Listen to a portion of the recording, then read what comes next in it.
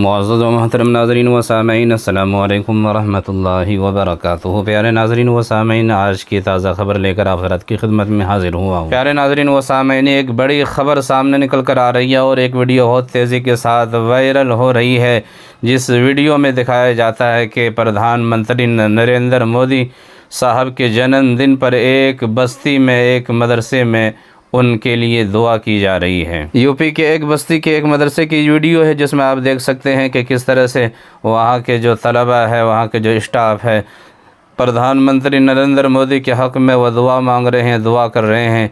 आपसे गुजारिश है कि आप वीडियो को मुकम्मल देखिए। नाज़रीन, जैसा कि आप हज़रात को मालूम है कि इंडिया और श्रीलंका के दरमियान जो मैच हुआ और फाइनल मैच में शानदार तरीक़े से इंडिया ने जीत दर्ज की और हर तरफ चर्चे हो रहे हैं। ख़ास तौर पर मोहम्मद सिराज ने अपनी बॉलिंग के ज़रिए से श्रीलंकन खिलाड़ियों के जो विकेट लिए हैं, उनके चर्चे हर तरफ हो रहे हैं कि बहुत कम रन देकर उन्होंने 6 विकेट चटका दिए हैं। आपको बताता चलूँ कि मोहम्मद सिराज 13 मार्च 1992 को हैदराबाद के गरीब घराने में पैदा हुए।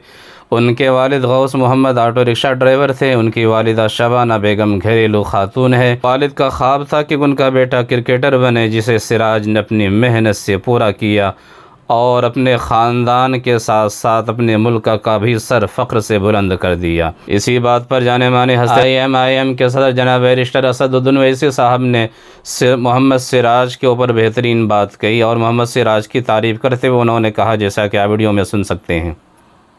कैसा गाना अपना सिराज आए हाय।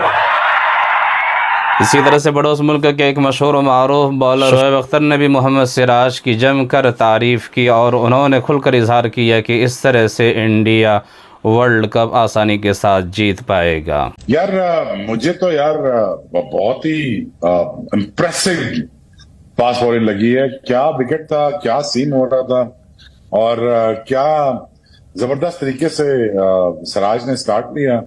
और यार जितना सीम हो रहा था तो मुल्क के प्रधानमंत्री की उम्र को लंबा करना और हमारे मुल्क के प्रधानमंत्री की उम्र को लंबा करना और हमारे मुल्क के प्रधानमंत्री से इस मुल्क की मौला प्रधानमंत्री से इस मुल्क के अंदर बेहतर काम करने की तौफीक और रफ़ीक अता फरमा। मौला